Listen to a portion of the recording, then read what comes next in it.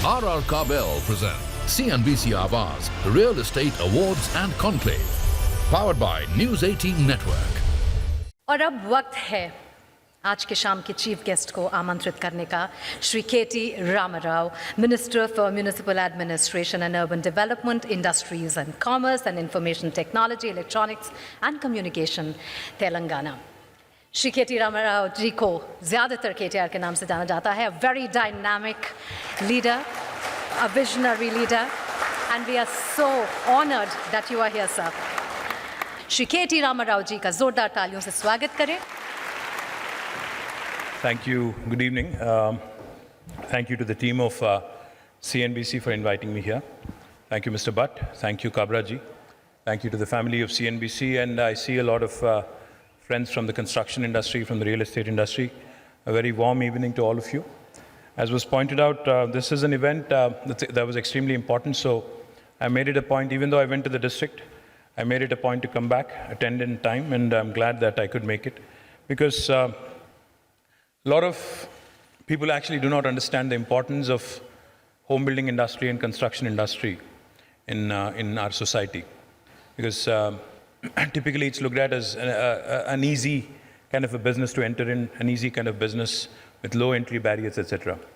The fact is, I think during COVID, जब COVID pandemic चली थी, तो बहुत सारे लोगों को एहसास हुआ कि कितने लोगों को real estate sector, construction industry employ करती है।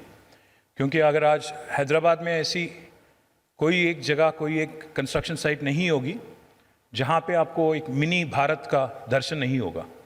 क्योंकि अगर आप कहीं भी जाओ हैदराबाद में, कोई भी साइट पे आप जाइएगा, तो आपको वहाँ पे लोग मिलेंगे उत्तर प्रदेश से, झारखंड से, बिहार से, राजस्थान से।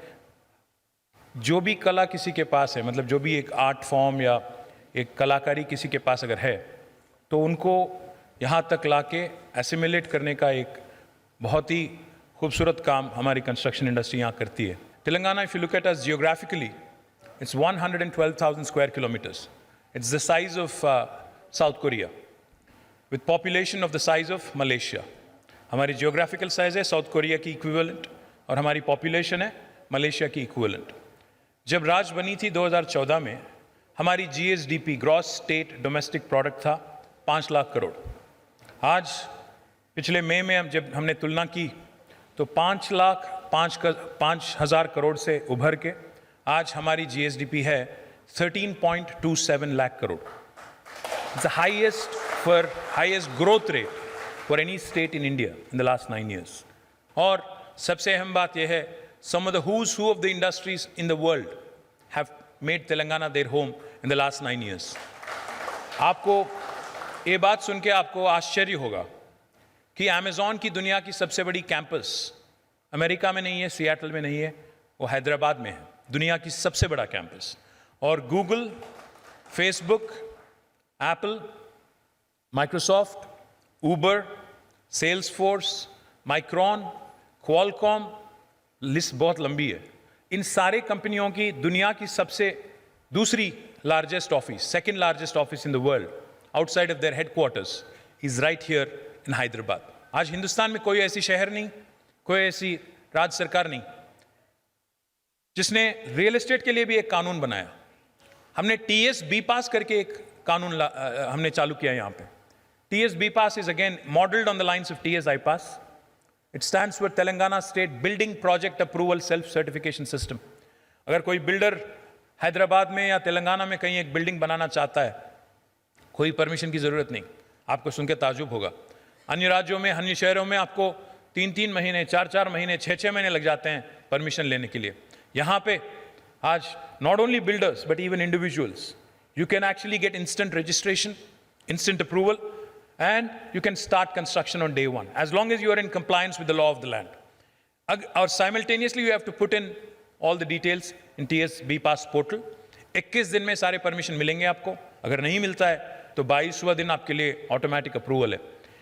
मैं जब गया था अमेरिका 2 साल पहले, तो मैंने KPMG चेयरमैन को ये बताया कि सर ऐसा है हमारे यहाँ, ये अमेजिंग फीचर्स है TS IPAS में, सेल्फ सर्टिफिकेशन, डीम्ड अप्रूवल्स और पेनल्टी सिस्टम। और जब मैंने उनको बोला कि No other Indian state will offer you this kind of a incentive or this kind of a policy. He smiled at me and he said, no other state in the US also will offer you this. आप जाके बता दो कि दुनिया की सबसे बेहतरीन policy ये है. तो हम बहुत गर्व के साथ, नाज के साथ ये बोलते हैं कि तेलंगाना में जो आपको ग्रोथ आज देखने को मिल रही है, ना सिर्फ आईटी सेक्टर में बल्कि लाइफ साइंसेस सेक्टर में भी काफ़ी ग्रोथ है. So we are not only a industry friendly state, we are not only a disruptive state, I would like to believe we are the most successful startup state of independent India.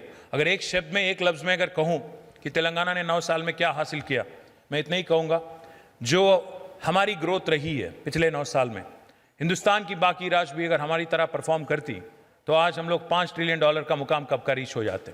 Thank you. जय तेलंगाना, जय Hind. May I now invite Vipin Bhatt Sahab on the dais. आप आएं और sir का स्वागत करें, felicitation करें.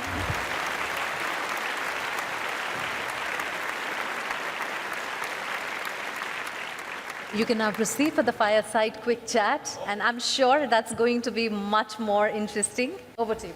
आपने जिक्र किया, हैदराबाद की भी मैंने बात की. एक इशू जो सब जगह देखने को मिलता है वो ये है कि हम ग्रोथ तो कर रहे हैं, अच्छी ग्रोथ कर रहे हैं, दूसरे शहर भी हैं, बेंगलोर है, हैदराबाद है, दिल्ली, लेकिन ये कुछ इनऑर्गेनिक तरह की ग्रोथ है जहाँ पर जो सिटी इसका भार उठा रही है वो इतनी दब गई है कि वहाँ पर सस्टेनेबिलिटी के इश्यूज आ गए हैं, ट्रैफिक बहुत बढ़ गया है, क्वालिटी ऑफ लाइफ नीचे है, वाटर क्राइसिस है, 10 तरह के और क्राइसिस. इसको लेकर क्या कोई थॉट है, क्योंकि आप एक थॉट लीडर के तौर पे, स्टेट के तौर पे काम कर रहे हैं, क्या आपने इस विषय पे कुछ सोचा है या कुछ शुरुआत की है? एब्सोल्युटली. इनफैक्ट विपिन जी, आपको एक पहली चीज़ है तो समझना चाहिए कोई भी अर्बन डेवलपमेंट मिनिस्टर को या अर्बन प्लानर को कि लोग माइग्रेट करते क्यों हैं. अगर एक शहर की तरफ जा रहे हैं, अर्बनाइजेशन या सबअर्बनाइजेशन अगर हो रही है तो क्यों हो रही है. बात सिंपल है. Better livelihood opportunities, better health care and better education facilities for the children. कोई भी आदमी इसीलिए अर्बन जगह जाता है. अगर हम लोग ये सिंपल चीज़ को समझ गए तो हमको ये भी इस चीज़ का भी एहसास होना चाहिए कि पिछले 5000 साल में जितना अर्बनाइजेशन हुआ है, आपको सिमिलर मैग्नीट्यूड से ज़्यादा अर्बनाइजेशन आगे आने वाली 50 साल में होने वाली है. आज अगर आप हिंदुस्तान को अगर देखेंगे, जो हमारे राज्य को ही अगर देखेंगे, we are now at 47.8% in terms of urban population. I think in the next 5 years, our state will be more urban than rural. So we are predominantly an urban state. I think right now, the Kerala is the most urbanized state in India, followed by Tamil Nadu, followed by Telangana. Now, as urbanization and suburbanization increases, the one big challenge for every government is, how do you ensure, like you said, infrastructure does not crumble? क्योंकि जैसे मैंने अभी बताया आपको, तेलंगाना की पूरी area है 1,12,000 square kilometres, Hyderabad की एरिया है 675 स्क्वायर किलोमीटर्स, अगर जियोग्राफिकली अगर आप देखेंगे. बट अगर आबादी का डिस्ट्रीब्यूशन अगर आप देखेंगे तो 4 करोड़ जो तेलंगाना की आबादी है, उसमें से 1.25 करोड़ हैदराबाद में है, एक 675 स्क्वायर किलोमीटर पीस में है. तो आप देख सकते हैं कि डेंसिटी कितना ज़्यादा है और दबाव कितना ज़्यादा होगा इंफ्रास्ट्रक्चर का इसी पे.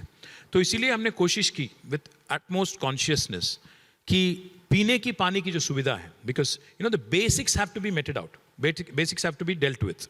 सो what we have done is we have ensured that Hyderabad has become now a water security city, water secure city till the year 2050 without, irrespective of what kind of population growth we will have. हमने provision किया, हमने गोदावरी से, कृष्णा से हमने long distance pipeline और project हमने कई सारे एग्जीक्यूट किया.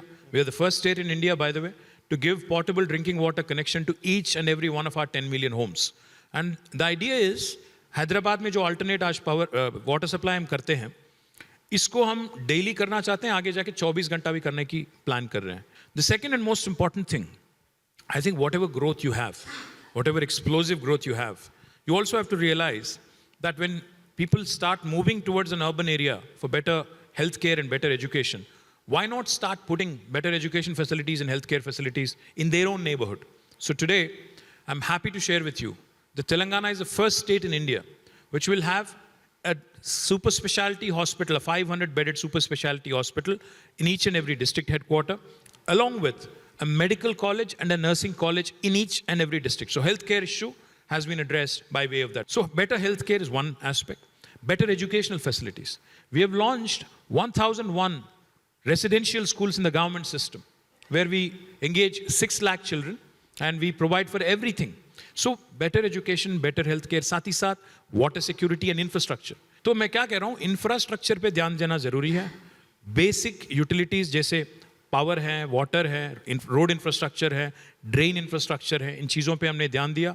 हैदराबाद तो नो डाउट बहुत अच्छा है. मैंने जब हम आ रहे थे अंदर तो आपसे जिक्र किया कि 20 साल पहले मेरा अनुभव है और वो तब इतना अच्छा था, तो आज तो चीज़ें बहुत आगे बढ़ गई. लेकिन एक हैदराबाद, एक बेंगलुरु, एक दिल्ली, एक कलकत्ता, उसकी जगह अगर मैं सिर्फ तेलंगाना की चलिए बात कर लेता हूँ, एक की जगह 4 हैदराबाद क्यों नहीं? मतलब एक ही सिटी पर इतना सब कुछ करना, उसकी जगह 4 ऐसे city. I know it's easier said than done, लेकिन क्या वो approach? We've already taken that approach as well in tier 2 towns. Now in about 7 towns in Telangana, Karimnagar, Nizamabad, Nalgonda, Mehboob-nagar, Siddipet, we've launched Nizamabad, we've launched IT plug-and-play infrastructure facilities. So we're pushing IT to tier 2 towns. In fact, we have set a very ambitious target of creating 50,000 jobs, and Warangal also, 50,000 jobs in the IT sector in tier 2 towns. Because जैसे मैंने कहा आपको, 9,05,000 लोग आज हैदराबाद में काम करते हैं आईटी सेक्टर में, सिर्फ आईटी सेक्टर में. अगर इनमें से जो कम से कम एक 15% लोग भी अगर बाहर रूरल डिस्ट्रिक्ट्स में, रूरल हब्स में या टियर 2 टाउन्स में काम करेंगे तो लोड यहाँ कम होगा और वहाँ पे भी उनके लिए एम्प्लॉयमेंट गेनफुल होगी. एक दो सवाल रियल एस्टेट के मैं क्विकली आपसे पूछ लेता हूँ. आपके राज्य में अच्छा चल रहा है रियल एस्टेट, ग्रीन और सस्टेनेबिलिटी की भी बात हो रही, क्योंकि एक बहुत इंपॉर्टेंट क्वेश्चन है और इस समय काफ़ी ज़्यादा एम्फेसिस है केंद्र का भी और इनफैक्ट पूरी दुनिया का, राज्यों का भी, कि आप सस्टेनेबिलिटी की बात कीजिए, आप ग्रीन की बात कीजिए. तो क्या राज्य सरकार की तरफ से ऐसे कुछ इनिशिएटिव हैं जहां पर आप ग्रीन सस्टेनेबल बिल्डिंग को बढ़ावा दे रहे हैं और अपनी तरफ से कुछ उनको इनिशिएटिव्स भी दे रहे हैं और साथ में कुछ कंपनसेशंस भी हैं? CII's Green Building Council is right here, headquartered in Hyderabad. In fact, we have the most number of green buildings in the entire country for any city. I can proudly say that. Even our secretariat, which is newly built, is green certified. Even the new IT hub that I've inaugurated about 1 week ago in Siddipet, even that is green building certified. In fact, I think it has got a gold rating. Shekhar Reddy has given me a gold rating certificate. So I can proudly say that we are leading from the front. We are not only looking at green building ratings and cool roofing policies, etc. हमने दोनों policies भी लागू किया यहाँ पे. पिछले 8 साल में हमने तेलंगाना राज्य में 2 important चीज़ हमने की. एक चीज़ तो यह है कि हमारी रूरल डेवलपमेंट की जो एक्ट होती है, पंचायती राज एक्ट और म्यूनसिपल एक्ट, दोनों जो कानून होते हैं, उसमें हमने डाल दिया कि 10% बजट, चाहे वो विलेज पंचायत हो, ग्राम पंचायत हो या म्यूनसिपैलिटी हो, 10% बजट आपका खर्च होना चाहिए. ग्रीन बजट उसका नाम है, ग्रीनिंग पे खर्च होना चाहिए. उस वजह से क्या हुआ, पिछले 8 साल में, 9 साल में हमने 240 करोड़ 240 करोड़ हमने ट्रीज सैपलिंग्स को हमने प्लांट किया. और कानून में हमने ये भी डाल दिया कि 85% अगर सर्वाइवल नहीं होता है तो काउंसिलर हो या ग्राम पंचायत के सरपंच हो, उनकी पद से निकाला जा सकता है. ये कोई राज्य सरकार देर नहीं करेगी, हमने किया. इसलिए आज Telangana is a shining example of how to green your state. Our green cover has risen from 24% to 31.7%, 7.7% increase, highest in India. We have created new forest area of 5,13,000 acres. But most importantly, like I said, we've also focused on sustainable mobility. We're electrifying our public transport. We're going to introduce about 1,000 buses in Hyderabad. That would be about nearly 1/4 of Hyderabad's fleet. Likewise, we are encouraging our people to take metro. Metro yesterday, in fact, crossed 5 lakh ridership. We are going to add Airport Express next, and we'll continue to improve on these initiatives which will make our city more sustainable and more green. Besides, of course, ensuring that green building norms are followed by the construction industry. ठीक है, मेरा आखिरी सवाल वो ये कि numbers भी कह रहे हैं कि इस वक्त हैदराबाद ने सबसे अच्छा सेल रिकॉर्ड किया है 22-23 में. और हमारे लिए तो आदत हो गई है. पिछले अगर आप 2-3 साल से देखेंगे, मैं मजाक नहीं कर रहा हूँ, आप एनारॉक देख लो, आप कुशमन वेकफील्ड की रिपोर्ट देख लो, JLL देख लो, CBRE देख लो, जो भी देख लो, पिछले 3-4 सालों में लगातार हमने हर क्वार्टर के बाद, you will see, and even today we are tired also of tweeting and gloating. क्या हो गया ना, मेरी टीम भी नहीं कर रही है आजकल. हर रिपोर्ट यही कहती है कि बाकी हिंदुस्तान में शहर में थोड़ा इधर उधर चल रहा है, but Hyderabad is that one bright spot in India where real estate is shining bright. And I promise you, all of you, that stable leadership, stable governance, and able leadership, which is available in Telangana, will maintain continuity and will continue to make Hyderabad north star of sorts in terms of leading the rest of the India. Definitely, और मैं lysis Foras के number quote कर रहा हूँ। शेखर रेड्डी साहब जानते हैं कि वो कितने क्रिटिकल रहते हैं जब ये नंबर बनाते हैं, बट उनके भी नंबर कह रहे हैं, सो बिल्कुल वो बात होगी। मेरा सवाल इसमें ये था कि अच्छा चल रहा है सब कुछ, एक इशू है जो रेरा है, इम्प्लीमेंट तो हुआ है लेकिन अभी भी मोस्ट ऑफ द स्टेट में उसकी वो पकड़ नहीं है उसकी, क्योंकि वो एकमात्र टूल है जनता के पास, पब्लिक के पास, ग्राहक के पास, जहां वो अगर कोई प्रॉब्लम है तो बोल सकता है। और मैं अभी नहीं मानता कि शायद इवन तेलंगाना भी, जहां सारे इश्यूज सॉल्व हो गए हैं और किसी को कोई शिकायत नहीं है, रेरा का इम्प्लीमेंटेशन प्रॉपरली हो, वो एक स्ट्रांग बॉडी बने, उसके लिए राज्य सरकार के कुछ प्रयास। There is a very interesting saying, Bipin ji, success has many fathers, failure is an orphan.